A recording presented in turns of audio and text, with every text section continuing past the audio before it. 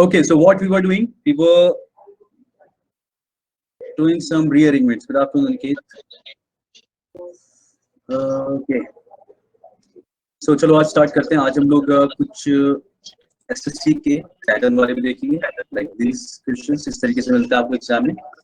And साथ में हम लोग सारे अरेंज करने वाले भी देखेंगे, मतलब दोनों तरीके का करके देखेंगे. जूम करने की कोशिश करते हैं Sandeep. Wait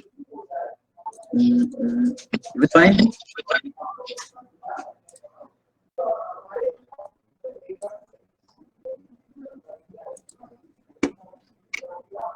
Nice.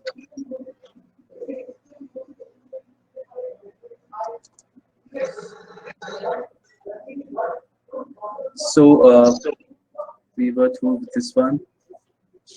Chali, let's start with this one today. Are you fine?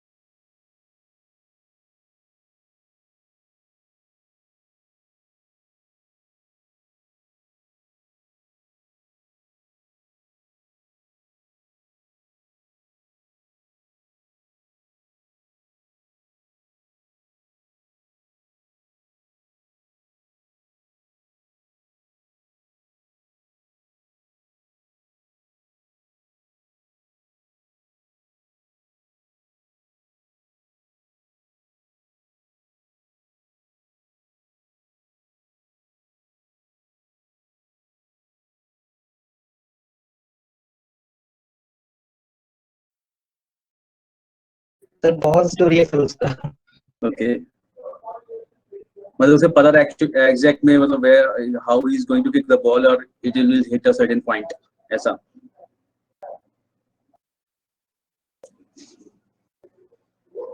Nice. Okay, तो इसके बाद देखो, in 1977 a 20,000 strong crowd landed up at Kolkata airport to welcome the Brazilian football legend. Now look here, ये चीज बहुत समझने लायक है, मतलब like you should focus on this part. Here there is a definite article with the Brazilian football legend. इसका मतलब यहाँ पे इसके बारे में एक्चुअली में बात पहले की आ चुकी है, ठीक है। यहाँ पे उन्होंने यहाँ पे से इंट्रोड्यूस किया कि इनकी बात चल रही है, एंड देन इनके लिए यूज किया गया दिस। एक्चुअली यहाँ पे जो द है ना, वो एक्चुअली दिस वाले सेंस में यूज हो रहा है कि इस लेजेंड के लिए इतनी सारी क्राउड वहां पे इकट्ठा हुई थी 1977 में। फिर यहाँ पे ए आएगा, देन उसके बाद हमारे पास एक बचा डी। अब इसी बात को आगे बढ़ाते हुए, कितने सारे लोग वहां पे इकट्ठा हुए थे in a mesmerising testimony to the Calcutta's love for the game, ठीक है। उस चीज का एक तरीके से गवाह जैसा बनते हुए थे सारे लोग वहां पे शामिल हुए थे इस सेरेमनी में। इसके बाद आ जाएगा हमारा, ठीक है, सब लोग फॉलो कर पाए इसको। सर ये सेकंड वाला समझ नहीं आया। सेकंड वाला कौन सा वाला? सी के बाद डी। हाँ देखो सी के बाद डी इस तरीके से आया, जब हम लोग उसमें अपनी अलग चीज बोली थी व्हेन वी सेड दैट कि हर किसी को पता है कोलकाता का एवरीडे ऑब्सेशन फुटबॉल के बारे में, ठीक है, ये तो हम सभी जानते हैं। लेकिन हर 4 साल में जो वहां पे होता है वो तो बस क्या ही बताया, मतलब उसके लिए मेरे पास वर्ड्स कम है, ऐसा बोला गया कि उस टाइम पे जो वहाँ पे क्रेजीनेस होती है फुटबॉल को लेके और जो पूरा शहर जिस बज में होता है उसको तो संभालना मुश्किल पड़ जाता है, ठीक है। इस चीज को आगे लेके गया ये वाला। इनफैक्ट आप जब ये वाला पार्ट देख रहे हो ना, the city's media for the world Cup obsessively began with the major of Pele. अब ये वाले पार्ट से पहले आप पहले ही वर्ल्ड कप वाली बात को इंट्रोड्यूस कर चुके हो, क्योंकि आप यहाँ से सीधे यहाँ से शुरू हुआ था, और यहाँ पे आप बोल रहे हो कि वर्ल्ड कप के दौरान तो सब क्रेजी हो जाते हैं, ठीक है। तो बी के बाद ई आ रहा है, ये हमें पता चला। और इस बात के लिए यहाँ से बट लिखा है ना, मैं सेइंग बट, लेकिन 4 साल पे मतलब सेंटेंस कुछ इस तरीके से आया कि इस चीज को तो हम सभी जानते हैं, लेकिन हर 4 साल में जो होता है वो तो बस अलग ही लेवल होता है। करेक्ट, वर्ल्ड कप टाइम पे जो माहौल होता है वो एक अलग ही लेवल पे होता है। इस चीज से हम लोग डी के 4 साल बाद, या मतलब हर 4, समझ नहीं आई कि 4 साल क्या मतलब, समझ नहीं आई। वर्ल्ड कप 4 साल बाद होता है ना एक्चुअली। अच्छा यस, मतलब एवरी 4 इयर्स, इसीलिए इस चीज को बोला गया कि every 4 years the world cup envelops the city with a buzz that is almost impossible to contain. अच्छा, वैसे हर साल होता होगा, लेकिन 4 साल बाद वर्ल्ड कप होता होगा। मैं बताता हूँ जैसे सिंपल रखते हैं। जैसे अगर हमारे यहाँ जैसे इंडिया में पता है क्रिकेट तो हम लोग अभी हमेशा ही देख रहे होते हैं, लेकिन जिस टाइम पे वर्ल्ड कप होता है इस टाइम पे ऐसा होता है ना कि जो नहीं देखते क्रिकेट वो भी क्रिकेट देख रहे होते हैं। मतलब जो रेगुलर नॉर्मली जो बाकी जो सीरीज होती रहती है, टूर्नामेंट्स हैं, हर कोई नहीं देखता है, टेस्ट मैच हर कोई नहीं देखता इंडिया में नॉर्मली रोज हम लोगों में। लेकिन वर्ल्ड कप जब चल रहा होता है तो ऐसा होता है कि जो लोग इंटरेस्टेड नहीं है क्रिकेट देखने वो भी देख रहे होते हैं भाई, बड़ी चीज है। और पहले एक इंटरेस्ट सभी को आ जाता है, इसलिए ऐसा होता है कि वैसे तो सब लोग ऑलरेडी क्रेजी हैं वहां पे, बट जब 4 साल बाद, बट एवरी 4 इयर्स तो वर्ल्ड कप आता है, तब तो सब पूरा शहर ही एकदम अलग ही वाइब्रेंट होता है, ऐसा ये बोला गया यहाँ पे।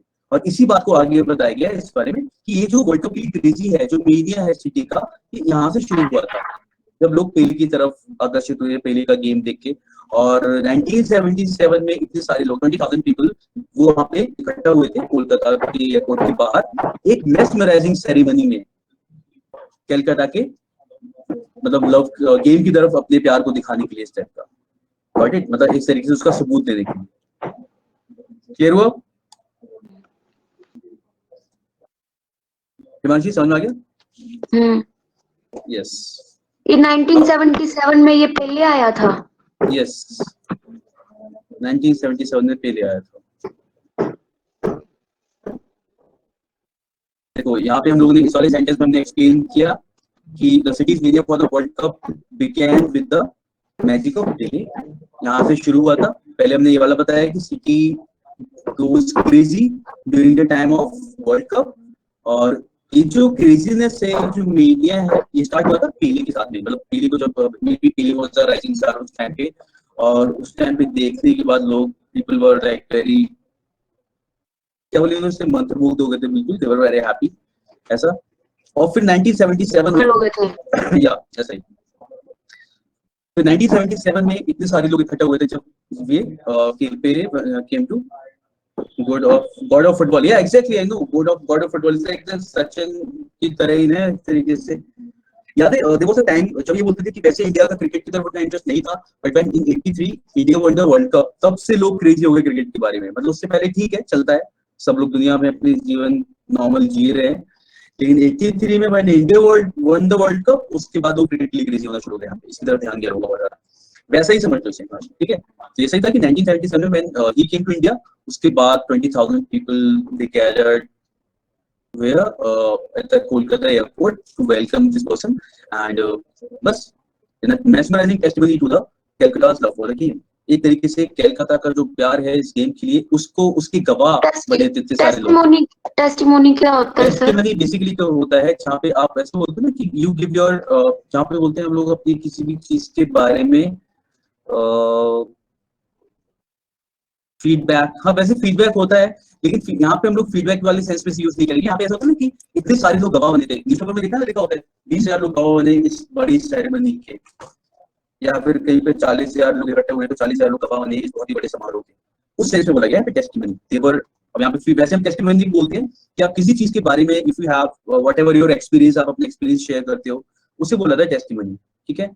Like if you have joined any organisation, और कोई भी जगह पे किसी जगह आप जॉब कर रहे हो and you are doing well, और जो भी कुछ आपका एक्सपीरियंस है वो आप जब शेयर करते हो ना लोगों के साथ में, it is called testimony, correct.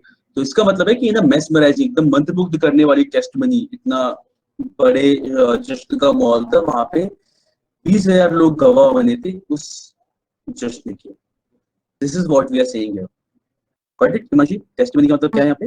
हाँ, कि 20,000 लोग they were the witness of this game, of this crowd जो वहां पे इकट्ठा हुए, ठीक है। तो 20,000 लोग वहां पे इकट्ठा क्यों हुए थे? To welcome this person, welcome के लिए, ठीक है।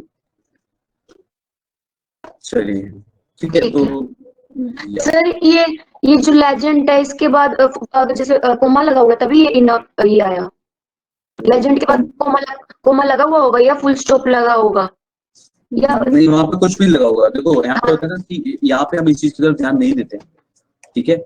हमें सी सेंटेंस कभी भी इतना क्लियर करके नहीं दिया जाता कि दैट यू आर टोल्ड कि यहाँ पे फुल स्टॉप है या फिर कॉमा है या फिर कुछ भी लगा दिया जाए, सेमीकोलन लगा दिया जाए या हाइफन लगा दिया, हाइफन कभी भी लगा दिया जाता है, ठीक है। तो ये चीज अगर लगी हुई है वेल एंड गुड, अगर नहीं लगी है then also you are not told कि यहाँ पे सेंटेंस कंप्लीट हो रहा है, you have to find it yourself sentence पढ़ने के बाद, ऐसा है, ठीक है। तो कहीं कहीं लिखा भी होता है, मेरा मतलब जैसे यहाँ पे कॉमा लगा हुआ है, बट हम इस पे डिपेंड होके नहीं कर सकते कि इसका आगे कंटिन्यू, क्योंकि आपको देखो ना हर एक सेंटेंस हमारे किससे स्टार्ट हो रहा है, कैपिटल से स्टार्ट हो रहा है। लेकिन अगर हम किसी सेंटेंस के बाद बट लिख रहे हैं सेंटेंस के बीच में, तो हम बट कैपिटल से नहीं लिखते ना, ठीक है। तो you are not actually told कि सेंटेंस यहाँ पे कंप्लीट हो रहा है, देन अगला सेंटेंस बट मतलब कैपिटल से स्टार्ट होगा। ये you have to find it out कि पढ़ने के बाद कि कहाँ पे सेंटेंस कम खत्म हो रहा है, कहाँ पे we have to take pause, ये तो हमें पता लगाना है, ये तो हमें अरेंज करना है, ठीक। तो ऐसा फुल स्टॉप और इस पे पूरा डिपेंड नहीं होना कि लगा है तो सेंटेंस कंप्लीट हो रहा है या नहीं। हम सेंटेंस पढ़ेंगे, हम सेंटेंस को फील करेंगे क्या बात कर रहा है, कैसे ट्रांजिशन हो रहा है एक सेंटेंस के बाद दूसरे सेंटेंस में हम कैसे जा रहे हैं, उस तरीके से हम लोग को बस मतलब एक्चुअली ये क्वेश्चन यही है, क्वेश्चन इसी बारे में है कि आपको ये सारी चीजें खुद समझ के अरेंज करना है। तो मेन जो हमें ध्यान देना होता है वो सारी इन्फॉर्मेशन पे देना होता है जो भी इसके अंदर दी गई है। Got it sir? यहाँ पर टेस्टिमनी का मतलब कार्यक्रम नहीं लग रहा मेरे को। मेस्मराइजिंग टेस्टिमनी, देखो टेस्टिमनी का मतलब एक्चुअली कार्यक्रम होता है, कार्यक्रम बोल सकते हैं यहाँ पे, लेकिन वैसे टेस्टिमनी जो बोलते हैं जैसे कि अभी अनिकेत बोल रहा था फीडबैक, ठीक है। टेस्टिमनी एक्चुअल में क्या होता है, where you have to give feedback, where you have to share your experience, जहाँ पे आपको अपना एक्सपीरियंस शेयर करते हो जिस जगह पे, ठीक है। तो फॉर एग्जांपल आप किसी ऑर्गेनाइजेशन में काम कर रहे हो या फिर आपने कोई एक कोर्स लिया, ठीक है, आपको उससे फायदा हुआ बहुत ज्यादा, but now you will write about your experience कि how do you feel after taking certain course.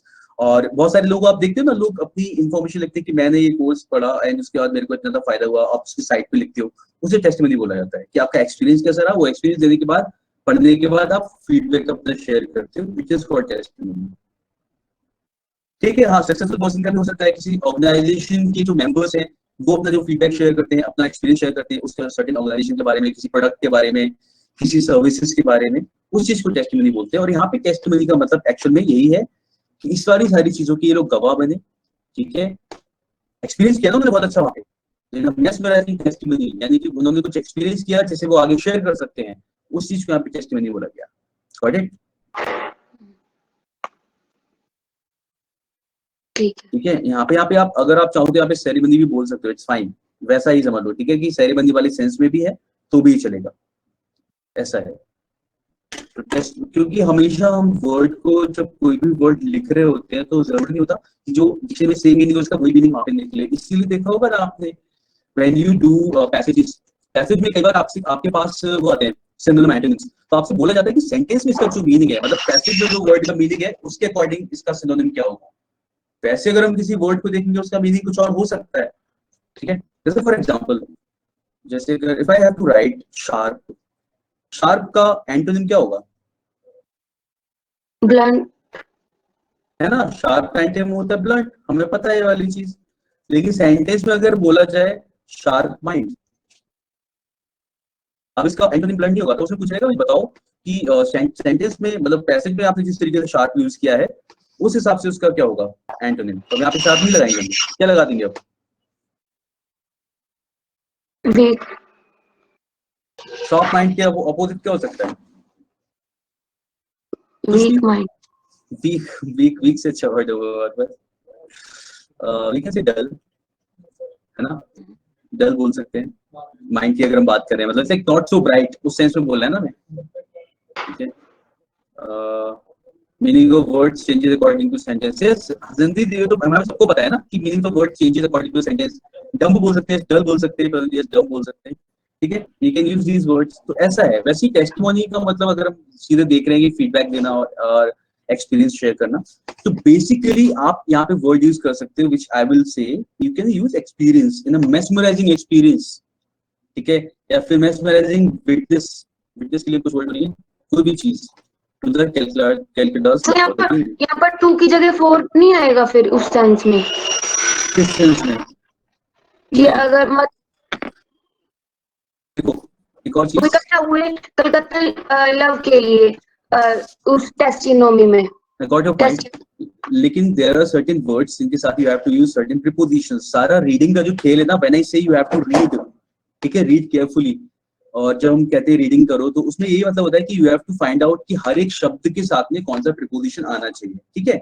testimony in a mesmerizing testimony to the, तो आपसे आपको यहाँ से एक और चीज पता चल रही है कि testimony के बाद you have to use to, ठीक है, टेस्टिमनी टू दिस थिंग। हाँ, ये चीज ऐसी होगी कि आप आगे से याद भी रखोगे से, अगर कहीं एरर में आता है और टेस्टिमनी फॉर समथिंग लिखा हुआ है तो आपको याद रखना है टेस्टिमनी का यहाँ पे फॉर नहीं आएगा, टू आएगा, ठीक है। तो ये भी एक तरीके से हमारी रीडिंग के साथ साथ मतलब हमारी ग्रामर को इंप्रूव कर रहा है, और हमें पता चल रहा है कि यहाँ पे कौन सा प्रीपोजिशन हमें यूज करना चाहिए।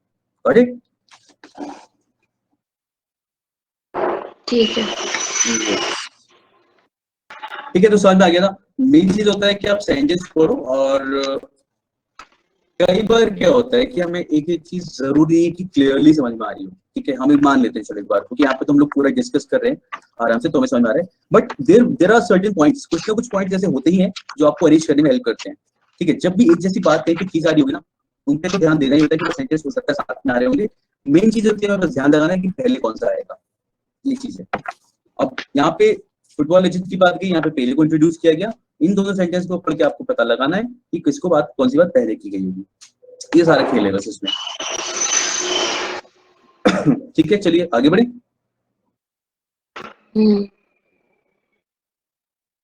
ओके, ये तो हो गया। ये तो हो गया, ये वाला भी हो गया था। And now let's start with this one, ठीक है। इसका तो वाले कोशिश करिए, पहले वाला करते हैं।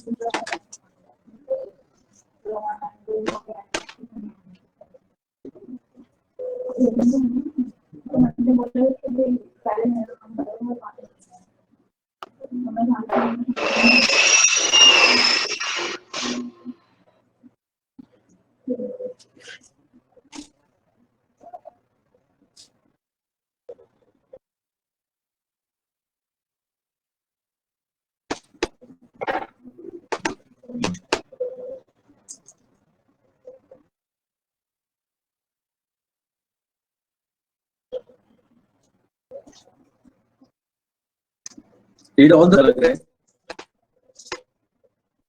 मशीन ने बताया। ठीक है, अगले मतलब बाकी के अरेंज करके देखो, देन पता चलेगा कि क्या आना चाहिए।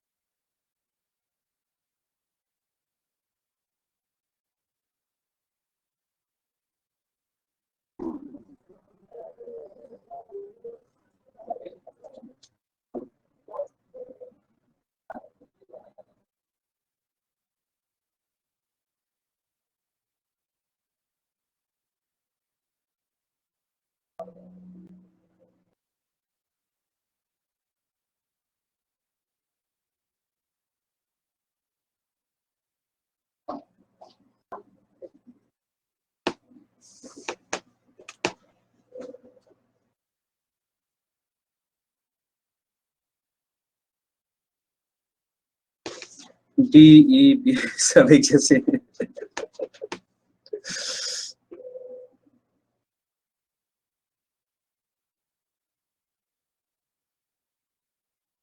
संदीप सारी जैसे सारी जैसे लग रही, कोई सा भी कहीं भी लगा जैसे लग रहा। No, so actually, the sentences are like everyone is in battlefield and everyone is fighting each other.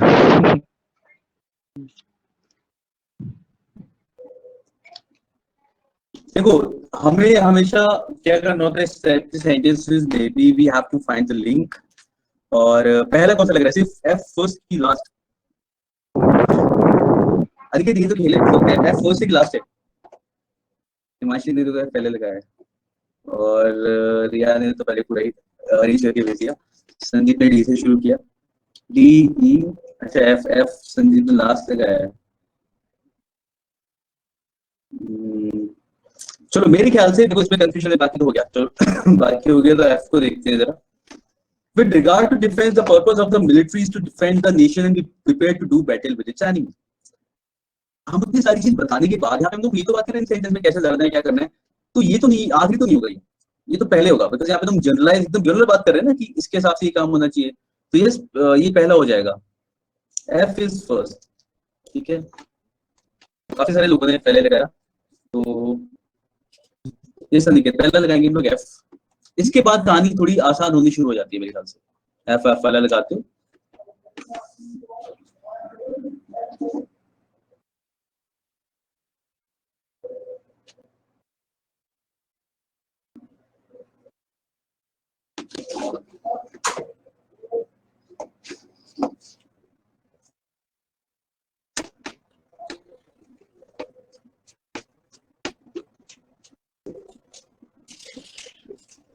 Yes F20। ठीक है, इसमें एफ क्या जो रहेगा, डी, बिल्कुल सही।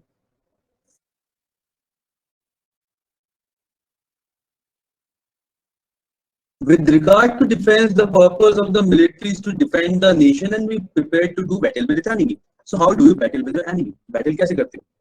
इसका आंसर दिया गया, देखो this is some kind of बोलते हैं रेटोरिकल क्वेश्चंस, हम उसका आंसर बताना शुरू कर देते हैं तुरंत ही। तो इसके बाद आ जाएगा यस, ई आ जाएगा बिल्कुल सही। The idea is to destroy the enemies productive capacity. Idea क्या है एनईवी की प्रोडक्टिव कैपेसिटी को डिस्ट्रॉय करने का, and depending upon the economic foundation that productive capacity is different in each case. BSc बाद में तीसरा क्या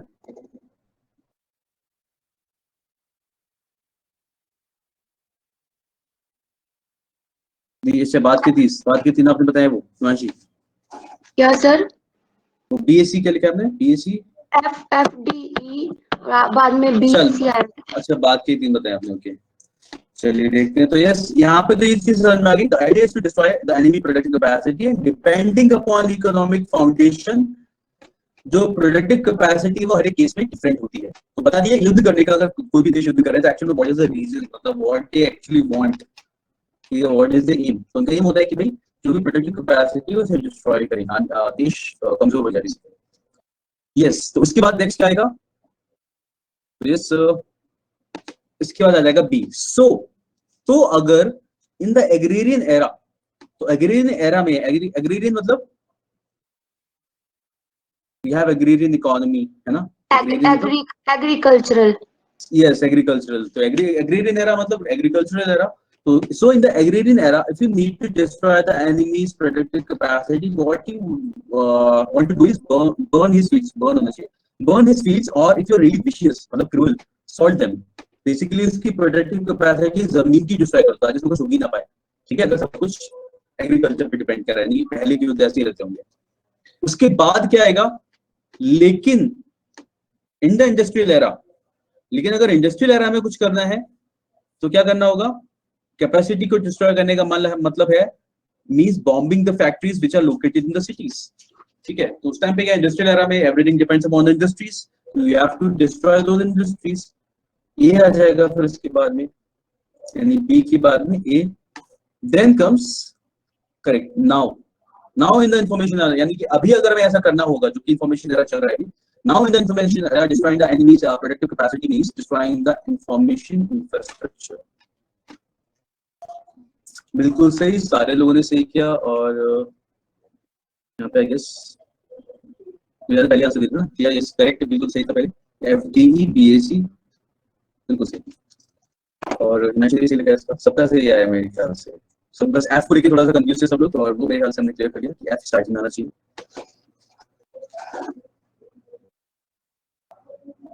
ए एंड बी नहीं हो सकता, मैं देखता हूँ जरा से ए एंड बी।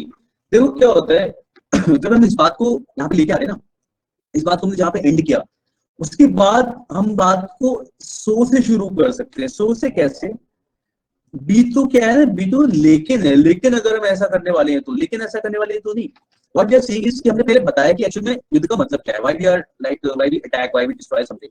मैंने पूरा वो आंसर दे रहा था। ठीक है, सो अगर हम करने वाले हैं तो उसका मतलब क्या एक्चुअली में, जो आपने ये लिखा ना कि the idea is to destroy something this thing that productive capacity is different in each case. आपने बताया आइडिया ये है कि हमें ये करना है, और depending upon the economic foundation productive capacity जो है वो हर एक केस में डिफरेंट होती है। तो अगर एग्रीरियन एरा में आपको ऐसा करना है तो आप ऐसा करोगे, लेकिन अगर इंडस्ट्रियल एरा में करना है तो ऐसा करोगे। Got it? इस तरीके से इस चीज को बोला गया। तो हम सो से ऐसा बोल रहे हैं, केवल सो पे डिपेंड किया था हमारा आंसर कि सो से हमें पता चला कि बी पहले आना चाहिए। उसके बाद लेकिन अगर एग्रीरियन में करना है, सॉरी लेकिन अगर इंडस्ट्रियल में करना है तो हम ये करेंगे। और अब now in the information era, अभी के टाइम पे अगर हमें करना है तो हम ऐसा करेंगे। तो ये सो, बट और नाउ ये हेल्प कर रहे थे यहाँ पे इस चीज की क्रोनोलॉजी को डिफाइन करने में। तो यहाँ पे भी हमें क्रोनोलॉजी को समझना पड़ा। यस संदीप, हाँ वही एरा के उस पर डिपेंड किया ना, अरेंज किया। तो मैं वही कर रहा हूँ, हमेशा कुछ ना कुछ दिया होता है। अभी हम इसकी हेल्प से भी कर सकते थे, और उस अगर देखा जाए तो इनको मतलब एरा को भी उन्होंने क्या किया क्रोनोलॉजिकली। देखो कोई भी अगर कोई ऐसे लिख रहा होता है, आप भी अगर कुछ ऐसे लिखोगे तो हम यही सीखते हैं उसके बारे में कि हमें एक लॉजिकल स्ट्रक्चर को फॉलो करना है। And what is the logical structure which is given here, that they have arranged the eras, मतलब ऐसा नहीं टाइम के अकॉर्डिंग अरेंज किया। सबसे पहले एग्रीरियन रहता होगा, आई मीन एक टाइम जब था जब सारा कुछ एग्रीकल्चर पे डिपेंड करता था। उसके बाद इंडस्ट्रियल एरा आया था। पता है मेरे ख्याल से सेकंड वर्ल्ड वॉर जो थी इट वाज मोस्टली मतलब इंडस्ट्रियल एरा टाइप का ही वो था। और उस टाइम पे बॉम्ब्स गिराते थे वो लोग, जो भी शहर में अच्छी चीजें बनी हुई इंडस्ट्रीज हैं या कुछ भी ऐसा है तो प्लेन्स ऊपर जाके दे यूज्ड टू बॉम्ब्स। उस टाइम पे बहुत सारी ऐसी चीजें हुई थी जो देखा होगा कई बार, मतलब डिस्कवरी पे या कहीं पे पढ़ा होगा कि लोग एक्चुअली लोगों ने छुपाना शुरू कर दी थी चीजों को, ठीक है, वो सब था। तो बस यही वाला यहाँ पे, तो agrarian then industrial now the information era, this is how we can arrange this kind of passages, parajumbles, ठीक है। चलिए अब नेक्स्ट क्वेश्चन जरा पढ़ते हैं। पहले वो वाले करते हैं, हम इसकी कुछ करेंगे। Yes Sandeep. These questions are from, I mean, SSC or from banking sectors? देखो ये वाले तो मोस्टली पैसेज में कहीं भी मिल सकते हैं, लेकिन ये वाले जो थे ये जनरली बैंकिंग के हैं, Okay. ठीक है, क्योंकि बैंकिंग में ही हमसे क्या होगा रहेगा, सारे अरेंज करने को कहा जाएगा विदाउट गिविंग एनी ऑप्शन। कोई ऑप्शन नहीं कहा जाएगा आपसे, बस अरेंज करने को कहा जाएगा, और उसके बाद आपसे पूछेंगे कि आपके अकॉर्डिंग फर्स्ट कौन सा है, सेकंड कौन सा है, थर्ड कौन सा है, ये चीज है। Banking में सर हाँ बैंकिंग में options in sense like वहाँ पे चार ऑप्शंस ये होते हैं ना, A B C D options, E F लेकिन वो डू यू थिंक मतलब ये कितना रेलेवेंट है, कितना टाइम टेकिंग होगा? तो मैं एलिमिनेशन मेथड जैसे मैं यार पर्सनली मेरे ऐसे को पता यूज है, मेरे को करता हूँ। सीरियसली मेरे को पर्सनली सीखना है, मेरे को पर्सनली सीखना है कि जैसे इसका क्या था, हमने क्या लगाया था, एफ डी ई बी ए सी है ना, बी ए सी, चलो ठीक है।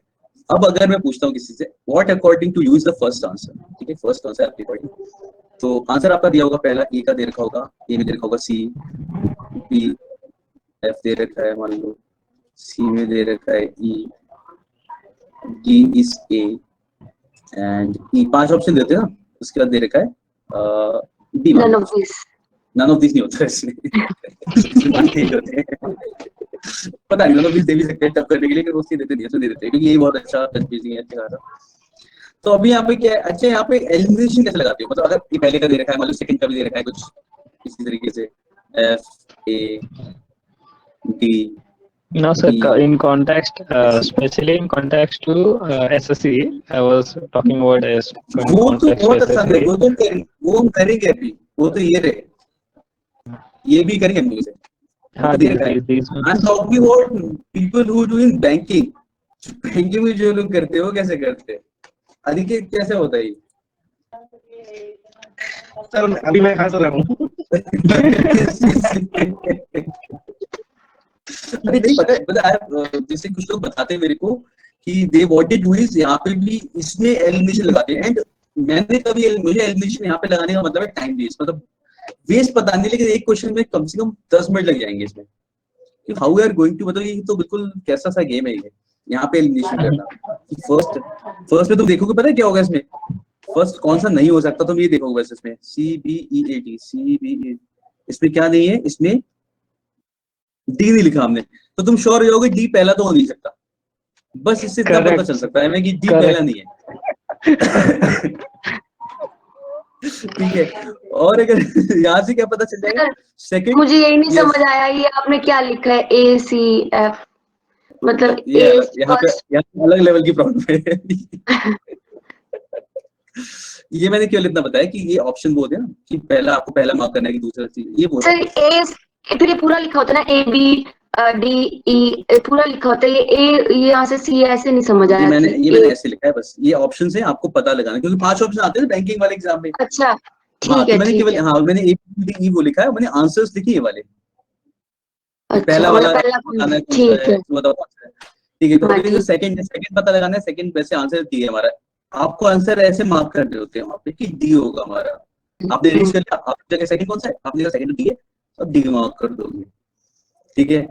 और वरना क्या होगा, वरना बस आप देखोगे एफ ए डी ई, इसमें कौन सा नहीं है, इसमें डी नहीं है, अच्छा मैंने 2 बार लिख दिया यहाँ पे, ठीक है ना, यहाँ पे ठीक है, ठीक है। आपने देखा है यहाँ पे, अच्छा तो सेकंड कौन सा नहीं हो सकता, आप देखोगे यार यहाँ पे क्या चीज नहीं है, यहाँ पे बी नहीं है, आपको भी सेकंड बी नहीं हो सकता, ये पता लगेगा। और ऐसे एलिमिनेशन से करते हैं कुछ लोग, सर बताना कितने लोग करते हैं यहाँ पे, जो ऐसी कोशिश करते हैं कि कौन सा नहीं होगा वाला।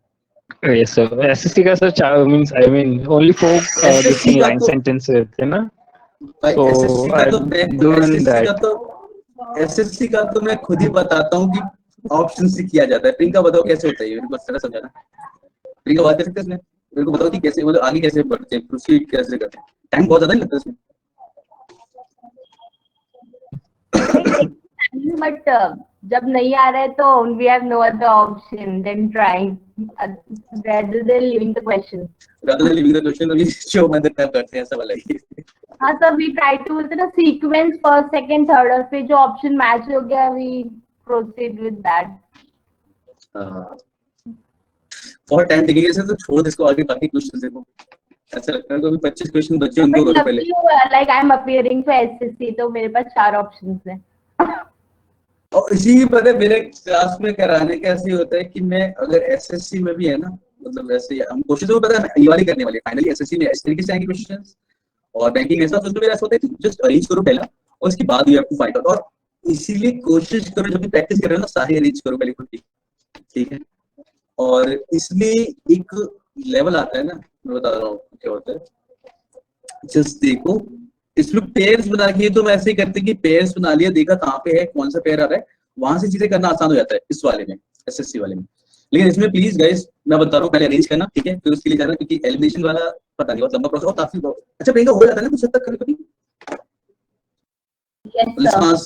हाँ हो जाता है ना, मैंने सुना है ऐसा हो जाता है, मतलब मैंने किया नहीं कभी इससे, बिकॉज मैं हमेशा इसी चीज को एडवोकेट करता हूँ कि पहले सारे अरेंज करो और फिर उसके बाद जाओ। तो obviously you are English professor तो आप तो कर लोगे। अरे कर लोगे वाली बात नहीं, बहुत बार ऐसा होता है कि टाइम लग रहा होता है चीजें देख के, ठीक है। बहुत सारी क्वेश्चन ऐसे होते हैं जहाँ पे यू गेट एक्चुअली कंफ्यूज कि पहले कहाँ पे लगाना चाहिए। देखो क्या होता है ना, राइटर ने कैसे लिखा है वो चीज समझ नहीं होती, बस तो हमें पता लगता है कि क्या होगा। आंसर होता है अरेंजमेंट का आंसर क्या लिखे, क्या लिखे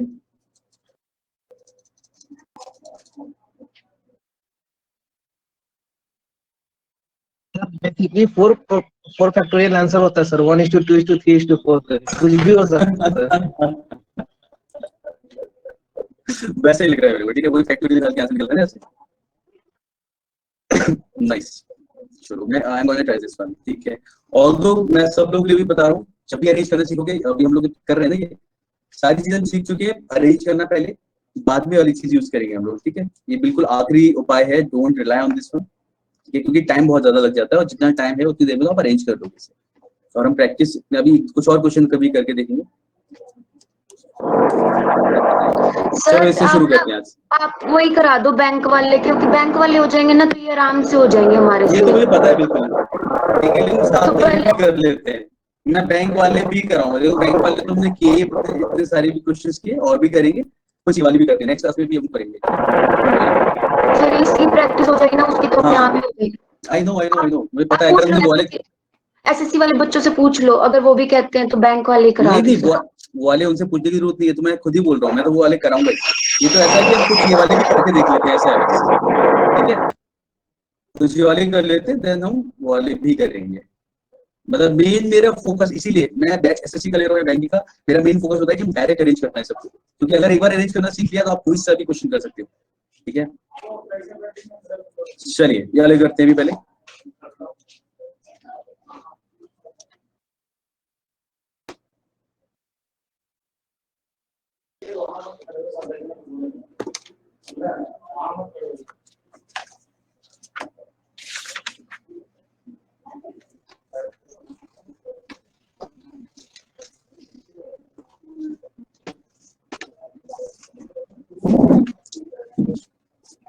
यस, एसएससी के साथ में आरएसएस देख लिया।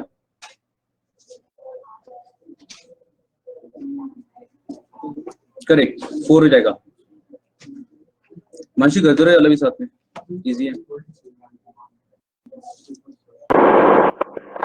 क्या सर? मैं कह रहा हूँ करते रहे वाले भी साथ में, इजी है सर करेक्ट, इसका 4 है, एकदम सही है।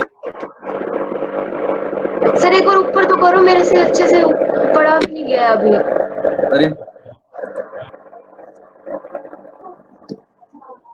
अच्छा, there is one more thing, आपको पता है नहीं, ये एग्जाम में आते हैं 3 से 4, ठीक है, ये 3 से 4 आते हैं, और वॉरेन अरेंजमेंट वो एक ही आता है, उसमें 5 क्वेश्चन आते हैं, ऐसा होता है।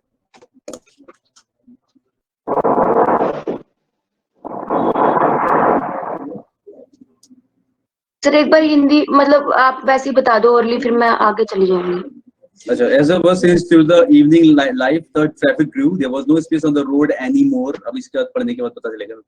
A man on a bike had to ride on the pavement. When he tried to plunge onto the road, a car hit him. Basically छोटी सी स्टोरी है, उसको आपको रीच करना है. आप जब पढ़ोगे इसमें शायद यहाँ पे ये बताने की कोशिश की थी लोगों ने, सी और डी, ये जो सी और डी है ये क्या है, ये दे आर कनेक्टेड. पता चल रहा है हमें कि जैसे ही बस थोड़ा सा और as the bus ease through the evening life, ease through the evening life मतलब अभी शाम के टाइम बस आगे जा रही थी, बोलने का तरीका है बस ऐसा. As the bus ease through the evening life the traffic grew. जैसे जैसे बस आगे बढ़ रही थी ट्रैफिक बहुत ज्यादा बढ़ गया and there was no space on the road anymore. ठीक है, अब वहां पे जगह नहीं थी. फिर क्या हुआ, a man on a bike had to ride on the pavement. उसने थोड़ा सा ऊपर जो आपका साइडवॉक होता है उस पे बाइक चला दी. When he tried to plunge on the road a car hit him. फिर वापस से रोड पे आया तो कार ने उसे हिट कर दिया. ठीक है, इस तरीके की इसमें कहानी बस सुनाएगी, ऐसा है. चलो नेक्स्ट देखते हैं. नेक्स्ट मेरे को थोड़ा सा इसे जूम आउट करना पड़ेगा आई गेस. दिख रहा है सबको अभी भी?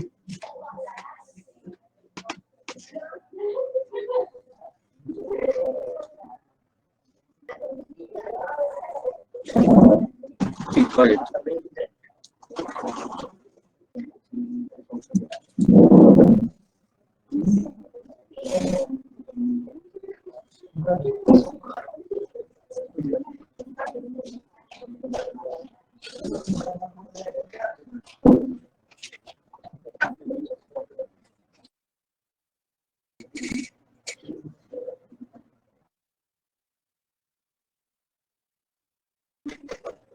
Yes, BDC is correct.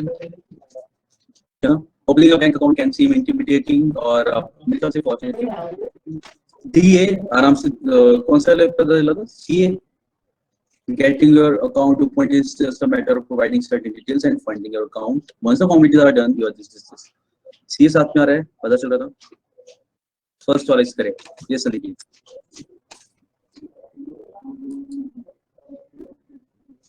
ठीक है. Next.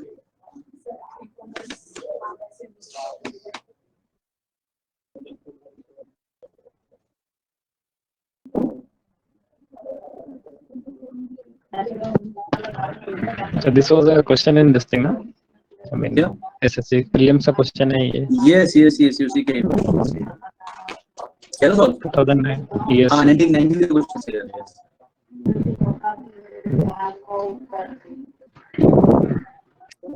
संदीप किए सारे वाले क्वेश्चंस? Yes sir, किए हैं. It's B. लेकिन हर बार सॉल्व करना पड़ता है करने के बाद. सर जटिंग का मतलब क्या होता है? किसका? जटिंग का डी में. टेटिंग आउट. क्या बाकी लोगों ने क्या मतलब समझा इसका? क्या इसको समझा नहीं संदीप?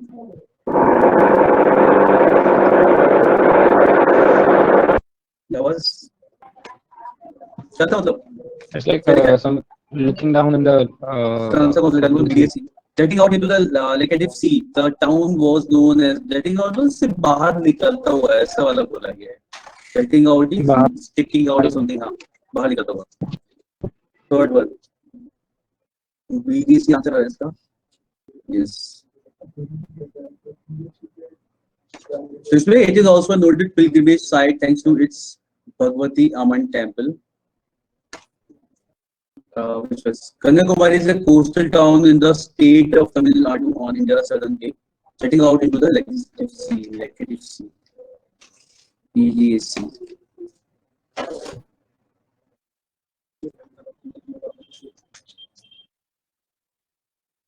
ठीक है, तमिलनाडु के साउदर्न टिप पर है और बिल्कुल सी की तरफ दिखाता हुआ, सी से टच होता हुआ. ठीक है, ये मतलब होगा इसका बाहरी किनारा, बाहरी साइड ऐसा वाला बोला गया है. तो jutting out into the Laccadive C.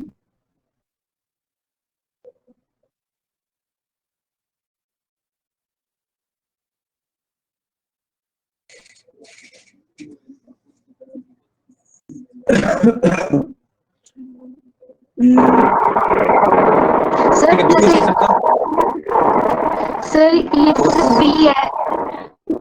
B है, इसके बाद जैसे अगर ऑप्शन तो मत देखो, बी है, अगर हम फिर ए लगा देते, हम प्रेजेंट में पहले चल लेते, बाद में पास्ट में चल लेंगे. Kanyakumari is a coastal town in the state of Tamil Nadu, in the southern state.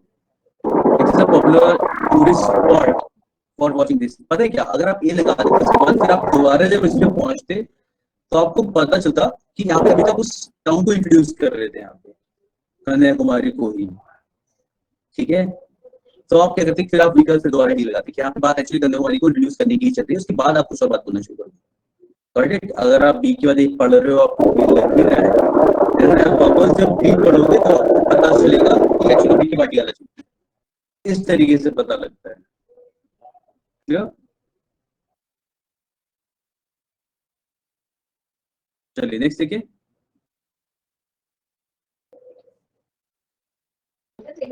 The same.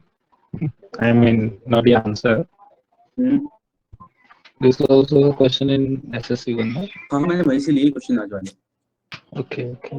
Yeah.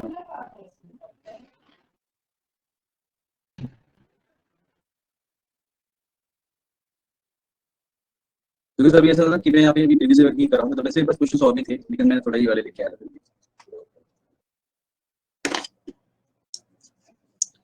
अच्छा, एक ये वाला और करते हैं, इसके बाद एक और क्वेश्चन दिखाऊंगा अभी मैं।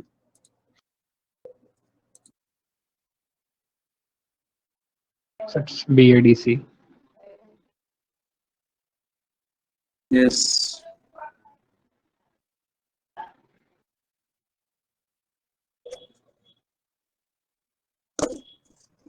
Two, yes, second one.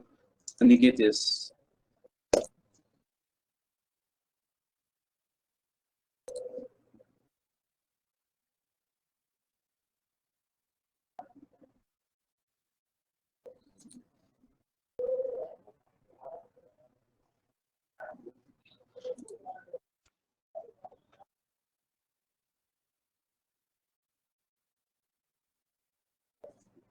Next देखिए।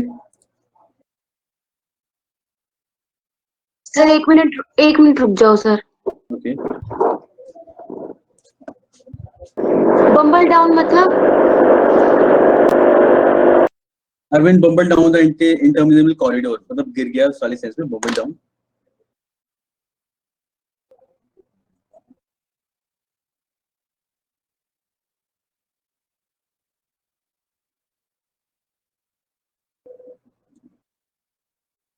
Arvind bumble down the interminable corridor suddenly reminded of thoughts. तो वो कंफ्यूजन होके और ऐसी कैसी भी चल रहे होते उसके लिए यूज किया गया है, जल्दी आना कंफ्यूज होके वैसा।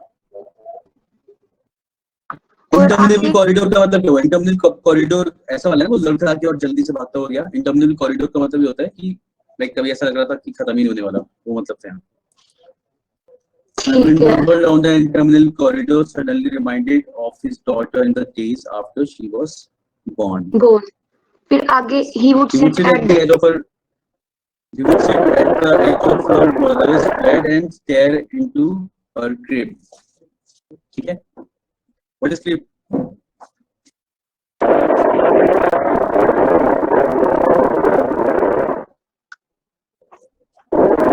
अपने मदर के बेड पे, मतलब बेड के एज पे बैठ के और उसके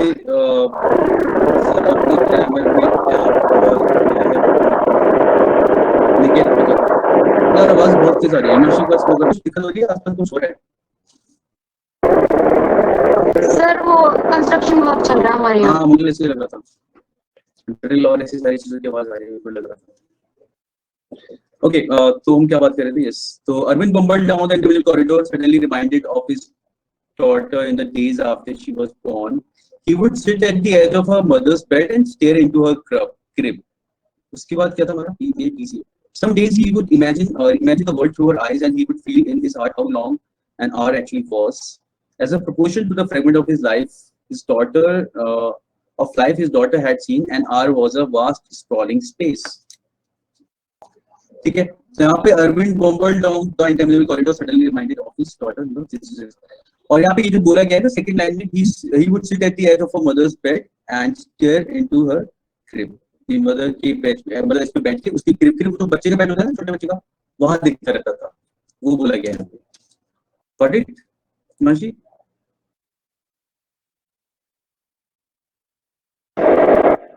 सर आगे क्या हुआ बता दो, अभी बता दो।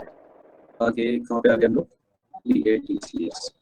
Some days he would imagine the world through her eyes and he would feel in his heart how long an hour actually was.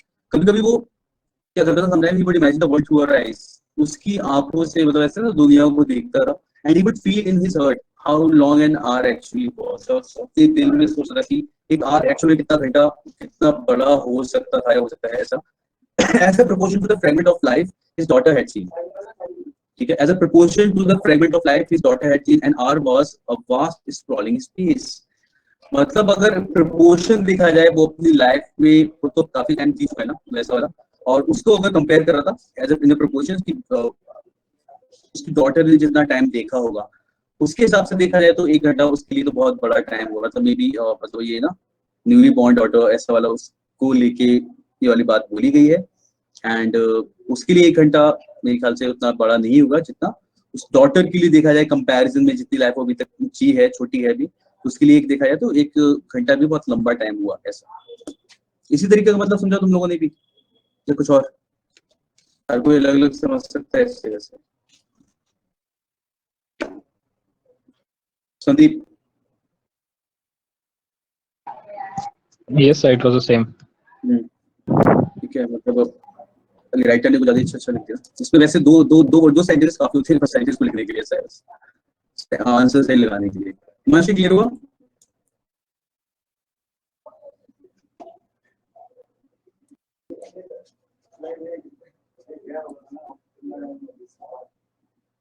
चलो नाइस. आई गेस चलिए क्या फिर आज के लिए इतना रखते हैं. we'll meet in the next class. और नेक्स्ट क्लास में हम कुछ और क्वेश्चंस पहले वाले कंप्लीट कर लेंगे या फिर कुछ और क्वेश्चंस देखेंगे जो मैं कहना चाह रहा था. आपने देखा है कभी-कभी एसएससी में भी you might get questions like this जहाँ पे यू गेट फर्स्ट क्वेश्चन आपका फिक्स होता है एंड नीचे पीक्यूआरएस ऐसा दिया है, you have to arrange them, ऐसा भी दिया होता है. अच्छा अनिकेत, मैंने ग्रामर में क्या क्या पढ़ा दिया यहाँ पे we have done nouns, pronouns, articles, adjectives and tenses. इतना ही किया हम लोगों ने शायद. सब्जेक्ट वर्ब अग्रीमेंट, यस काफी पार्ट कर लिया, इतना पार्ट हमने यहाँ पे कर लिया. टेंसेस भी कर लिया ना, टेंसेस और एडजेक्टिव्स. Yes, yes, sir. ठीक है निकेत, इतना कर लिया हम लोगों ने. नेक्स्ट अभी हम इस आरसी के बाद ये करने के बाद we start with verbs. Sir ma'am को बोलिए ना नाउन का मटेरियल भेज देने के लिए. मैं बोलता हूँ, मैं भिजवाता हूँ. ठीक है. हाँ मैं भेजूंगा, एक्चुअली मुझे ही भेजना है पहले फिर भेजेंगे उसमें. ओह नहीं सर, मैं लेट से ज्वाइन किया था ना सर, तो वो रिवीजन वाला पीछे वाले. ठीक है चलो आई नोट इट डाउन. ठीक है कि नाउन्स का भेजना है अभी, वरना मैं ये भूल जाऊंगा पता चला. So, yes in context to the SSC prelims, it's like पिछले सब previous years के जितने papers है, we could just I mean vocabs वहाँ से ले ले तो वो helpful होगा ना. देखो वहाँ की तो कर ही लो, मतलब वो तो जरूरी है. ठीक है, मतलब देखो Okay, so हमें कभी भी किसी चीज को लिमिट तो बिल्कुल ही करना, वो वाले तो कर ही लो, उसके अलावा भी vocab तो करते रहना है, ऐसा समझ के चलोगे. okay, वो वाला answer. तो हमें करना ही है, और उसके साथ भी नए vocabs की, बिकॉज़ अभी रीडिंग करोगे तो नए वर्ड्स वहाँ पे मिलेंगे, वो भी करते रहने और प्रीवियस वाले भी करने. Okay, and सिर्फ I mean only particularly prelims के papers के करें या फिर mains के भी करें पिछले previous 3 to 4 years के? मीन्स की भी करो यार, बढ़िया. देखो प्रैक्टिस, मैं बताता हूँ एसएससी क्या है. एक्चुअली एसएससी केवल प्रैक्टिस है. आप क्वेश्चन पेपर उठा के देखो, मैथ्स लो, रीजनिंग लो और कोई भी चीज देखो, बहुत मुश्किल जैसा कुछ भी नहीं है. मतलब यू हैव टू मतलब अग्री विद दिस पॉइंट, बहुत मुश्किल सवाल जैसा कुछ है ही नहीं. केवल प्रैक्टिस का खेल है यहाँ पे, कि आप कितना ज्यादा प्रैक्टिस करो, कितनी जल्दी एक्यूरेसी और स्पीड को अपने मेंटेन करके रखा है, ज्यादा रजिस्टर कर लेगा, ज्यादा क्वेश्चन सॉल्व कर लेगा तो जीतेगा. सीधा खेल ये है. समझने का कॉन्सेप्ट बहुत टफ नहीं है, ऐसा नहीं कि हम लोग उस कॉन्सेप्ट में दिमाग लगाए जा रहे हैं, कुछ समझ नहीं आ रहा है, ऐसा बिल्कुल भी नहीं है. It is just about practice. Question ज्यादा से ज्यादा सॉल्व करो एंड यू आर देयर, ऐसा है. तो बस हमें जो फोकस करना है वो ये कि अब चाहे इंग्लिश हो चाहे मैथ्स हो, आपको प्रैक्टिस करनी है. क्वेश्चन प्रीवियस से उठाओ, आप प्री के करो, बीच के करो, नए मॉक टेस्ट करो और नई वोकैबुलरी देखो, ये सब कुछ करते रहना है. बैंकिंग में भी सेम है. ठीक है, बैंकिंग में भी खेल इसी तरीके का ही है. आप देखो एक बार जब प्री उठा के देखो बैंकिंग एसएससी का, बहुत मेजर डिफरेंस नहीं है. क्वेश्चन थोड़े से अच्छे हैं, या हो सकता है थोड़ी वोकैबुलरी पैटर्न थोड़ा सा लगे, बहुत ज्यादा बड़ा डिफरेंस नहीं. सिलेबस और यार चीज ऑलमोस्ट सेम है ना बैंकिंग की प्री की. ठीक है, प्री और इसमें मेंस में 25 क्वेश्चन 30 क्वेश्चन। और रीअरेंजमेंट हमने देख ही लिया कि बैंक में कैसा आता है, एसएससी में कैसा आता है, इसी तरीके के डिफरेंस है, इसके अलावा और बहुत बड़ा कुछ नहीं है। और हिमांशु उसकी बच्ची के लिए 1 घंटा शॉर्ट नहीं था, उसकी बच्ची के लिए 1 घंटा बहुत लंबा था, ठीक है, उसके लिए बहुत बड़ा स्पेस था क्योंकि वो बहुत छोटी थी और उसने अभी जिंदगी में मतलब बहुत कम टाइम देखा है, तो उसमें अगर कंपेयर करें तो उसके कंपैरिजन के अकॉर्डिंग दैट 1 घंटा was a like huge time, ये मतलब है।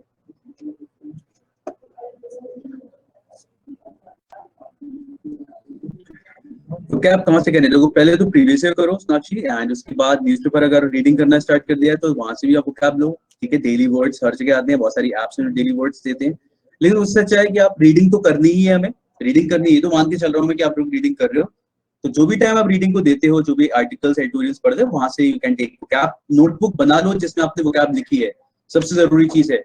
I am telling you, pen और पेपर लेके कॉपी लेके जो बैठा है ना, जो सॉल्व कर रहा है, you will get through the examination, वो आप आराम से निकालोगे, ठीक है।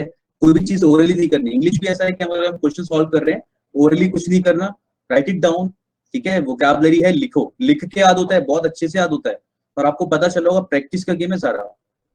हिंदू का करो, कोई भी चीज करो यार, हिंदू से ले, हिंदू के एक्सप्रेस टाइम, हिंदू ले लो, और कौन सा है अपना वो टेलीग्राफ, कोई से भी ले लो, आजकल तो ऑनलाइन भी बहुत सारे अवेलेबल है, you have to read an article daily, तो वो तो आप ऑनलाइन भी पढ़ सकते हैं, पेपर वाला वैसे भी कर सकते हो, तो अलग अलग जब सुविधा है तो अलग अलग न्यूज़पेपर का यूज करो, आर्टिकल सब अवेलेबल है इंटरनेट पे, ठीक है। और उस तरीके से वोकैबुलरी जो भी वर्ड्स है उन्हें नोट डाउन करो और आगे बढ़ते हो, ठीक है, सोनाक्षी वर्ड्स ऐसे लिखो और मेक अ नोटबुक, उसके लिए बहुत अच्छा, ठीक है। चलिए फिर मिलते हैं हम लोग नेक्स्ट क्लास में। न्यूज़पेपर में सिर्फ एडिटोरियल ही सेक्शन पढ़ेंगे ना? यार जो चाहो पढ़ो, एक्चुअली एडिटोरियल तो बस ऐसा है कि हाँ एडिटोरियल में कुछ चीजें मिलती है इस तरीके की जो नहीं, सब आपको रिकमेंड करते हैं एडिटोरियल ही करने के लिए, इसीलिए पूछ लिया। इसीलिए करते हैं बिकॉज वहाँ पे जो राइटर्स लिखते हैं वो कुछ रेलेवेंट होती है, इन्फॉर्मेशन किसी ना किसी तरीके से आपसे काम आती है, ऐसा है, ठीक है। और एडिटोरियल इसलिए करते हैं क्योंकि ऐसे राइटिंग में हेल्प कर सकता है वो आगे आपको आगे जाके, या ओके सर। चलो फिर मिलते हैं अनिकेत, और बाकी सारी चीजें भी पढ़ो, उसके अलावा न्यूज, अगर आपको स्पोर्ट्स पढ़ना है स्पोर्ट्स पढ़ो, जो पढ़ना है वैसा है। चलिए इसी बस तरह दिएगा नेक्स्ट, तो स्पोर्ट्स ही देखता हूँ सर। चलो बढ़िया है, तो एडिटोरियल पढ़ दो थोड़ा सा, ठीक है, चलिए ओके बाय